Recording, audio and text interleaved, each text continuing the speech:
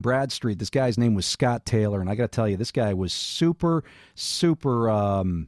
charismatic, inspirational, talking about data and the like. I got a little bit of a clip here of this enthusiastic gentleman. That everything we touch today turns to data.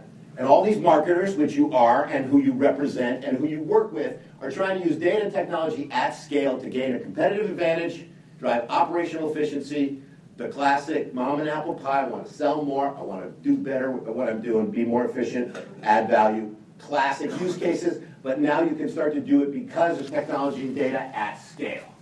And that volume and velocity data is technology and data at scale. He's talking about the V's, velocity, variety, all those things with data. And then we moved over to the Javits Center this past week, where the NAB show was taking place. The National Association of Broadcasters show was taking place at the Javits Center literally the next day after the presidential election. So that was Tuesday. The show started on Wednesday morning, only hours after Hillary's party got broken up there over at the Javits Center. Recall that she had her whole crew out there at the Javits Center on Tuesday night. That's where the celebration party was supposed to take place. And as the election results came in, Hillary Clinton went out the door. She encouraged everybody to go home and sleep so she could regroup and think about what she wanted to say to the American people the next day. And I was there only hours later in the same room as they were breaking down the stage, talking with folks at the NAB show about many topics, but among them virtual reality. And I got to say, really good panel from Life. Think of Time and Life. Life's got a whole VR group, and one of the women that is a leader in that group was up there talking about virtual reality, and obviously that was a topic that we covered on our show last week. But as they were talking about VR in sports, also at a separate panel, I got a clip of that here for you as well. 30 minutes to rock and roll. We have Helen Kitchen from NextVR. Helen and I go way too back. NextVR is the company. Back too far to the beginning of VR in the Stone Age. And Ray Tittori, director for Missing Pieces, a particular piece we're going to discuss, and Ray and I just met today. But I felt when I met him that I should have gotten down on my knees and worshipped him. If you have not seen Follow My Lead, the NBA documentary on Gear, or where else are you? Just Gear. You got a microphone? Just Gear. You have to see it. In my humble opinion, it's the best VR documentary yet. So we're going to start. There you go. And the documentary leader there was talking to this panel at the NAB show there at the Javits Center this past week in New York City. New York City? New York City. That's right. So listen, not out of New York City, but we've got a great artist up for you next here that we're going to be talking about, Bryan Russo. Bryan was brought to us by our producer, Shelby, and, I just bought his latest album that he just released this past month. I got to say, it's a lot of fun. I definitely encourage you to go download this album. Go to bryanrusso.com. I bought it on iTunes. You can find it there. You can find it in a lot of different places as well, but let's talk a little bit about Bryan Russo. So Bryan Russo wears a lot of hats, but he wears them all well. He's a multi-award winning journalist and an acclaimed songwriter whose big bluesy voice wallops audiences with soulful lyrics that bite. He's an old soul with the sound to match, and he writes like he overheard Tom Waits and Randy Newman talking about life in a diner. His prose will make you think, and the tunes will make you shake it. And he's got, a bunch of albums out now. As a youngster in rural Pennsylvania, when he wasn't studying classical violin, knee-deep in the works of Mendelssohn and Mozart, he was reading the liner notes and devouring the sounds of iconic songwriters like Cohen, Waits, Newman, and Dylan, and listening to the blues. As a result, lyrics are king in BR's world, and his ability to tackle tough subject matter that would otherwise be taboo in the modern rock song and put them into a stomping symphony of melody, it's earned him a growing fan base that stretches across multiple genres and demographics. He's released 3 independent records. Next Big Thing EP in 2008, and Sound the Alarms in 2012, and here for the show in 2014. And he's had a number of song placements in film. He's worked with as a composer in the award-winning The Stars Spangled Banner and Sports short film, which is on display at the Babe Ruth Birthplace Museum in Baltimore, and the Baltimore Experience, which is an interactive cinemapping project to boost tourism in Charm City. So this is Bryan Russo today. We opened the show earlier with one of his songs there, The Twist, from a few years ago. And we're going to go next into a song off his latest album that just came out this past month. And on the other side of that, I invite you to stick around. We've got an amazing interview with CEO and founder of Phantom.fm. Eric Lum's in studio with us. But first, taking us to that is our featured song for today. The song today in Pop Song Tech. Here is Bryan Russo with his latest song called Honesty.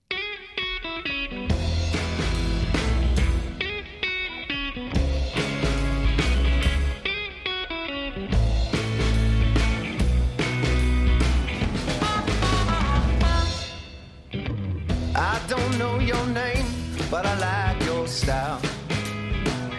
Can I sit down here? Maybe we could talk a little while.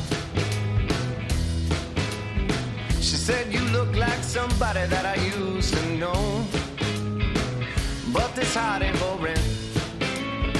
Hon, I think you should go. She said fear is a business. Said love is a freak show. Said why you try to conquer the things you never control. And I don't know about you, and you don't know about me. I said, oh, what's more brutal, honey, lies or the honesty?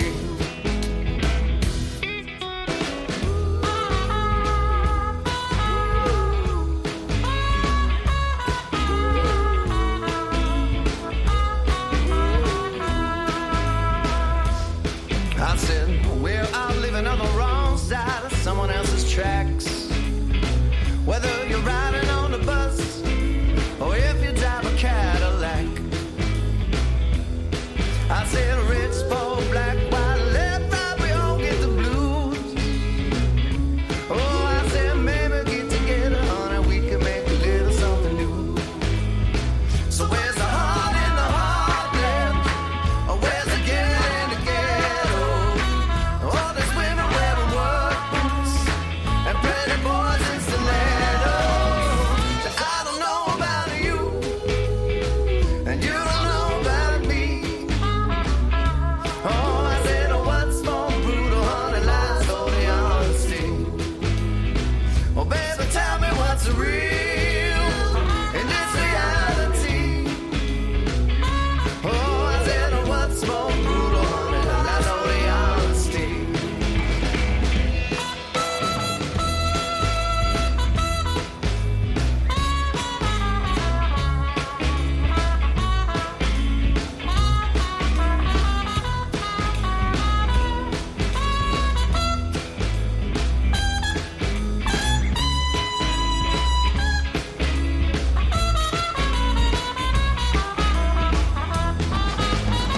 Let's put our best foot forward.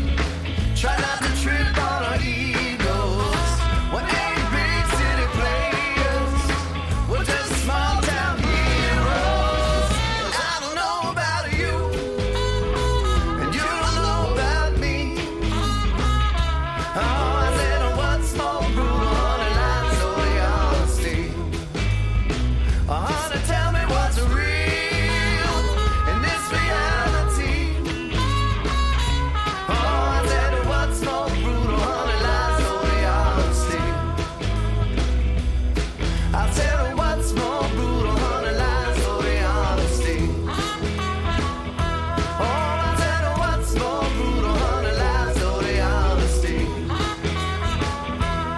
I said, oh, what's more brutal, honey, lies or the honesty?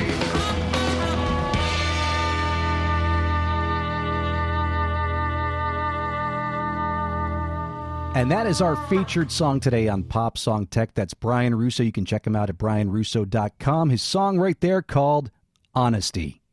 So I am so excited today to be joined here in studio via Skype with Eric Lum, the founder and CEO of Phantom. How you doing, Eric? Great, Nate. Thanks for having me. You got it. You got it. So I'm so excited to have you here. I've been checking out your app here, Phantom, which really seems, one, like so much fun for somebody that's really into music. Phantom.fm, from my understanding, is a platform that spotlights when tastemakers find great new artists and make sure they get the credit when the artists blow up months or years later. And, it really sounds like such a cool thing and so relevant to our show here at Pop Song Tech, where we try to feature emerging artists and emerging musicians, and you've got like a whole ecosystem built around that I'd love to learn about. If you could share a bit about your background and how you came up with Phantom and what Phantom's up to these days, and how our listeners can get involved, as future tastemakers, how musicians can leverage your platform to get their music out there and heard.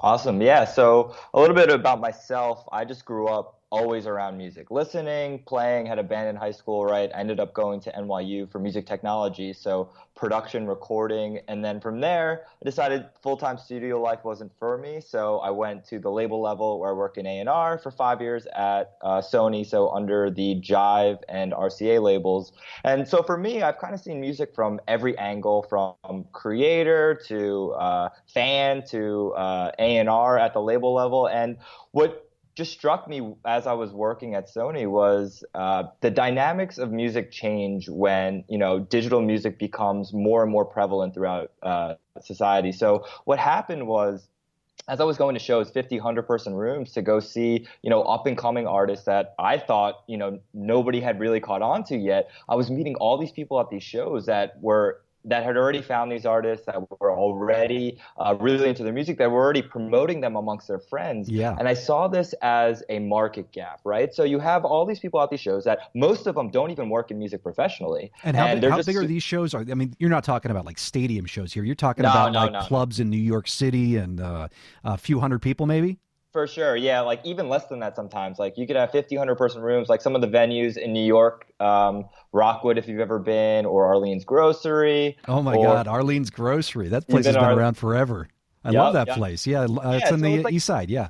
Yeah, it's always been like New York has always been great about, in the Lower East Side and Brooklyn, right? For up and coming artists, smaller rooms, but you can get a feel for what's coming up in your local, in the local New York music scene. So, it was like at those places that, you get to meet a ton of people, again, that don't work in music, but just have this passion for finding something new and then telling all their friends about it, right? And that's kind of how we categorically break down a tastemaker, right? It's just, these what we call early adopters of music, to bring in some tech lingo, right? So I love it. Yeah. Before these artists get any traction, right, it's these early fans that are really pushing artists and spreading the word and so on and so forth. And I've noticed that there was this delay while I was working at the label versus going to these shows. It was, I hear about these things, we have little murmurings about them at the label, but then they wouldn't really start to bubble up until 3, 4, 5 months later. And it's just the speed in which the average consumer and just the passionate music fan can get access to things now has completely changed the game, right? Like you got to think about before the internet, it was an A&R's job to go and fly and see an artist for the first time. They were only known in their local market because there was no internet to access them, right? But with this change, right, you've almost empowered everyone to sort of dabble in the music discovery A&R process, and it sort of pushed down the scouting aspect of A&R, where to get signed to a label these days, you need to have so much more built up in traction.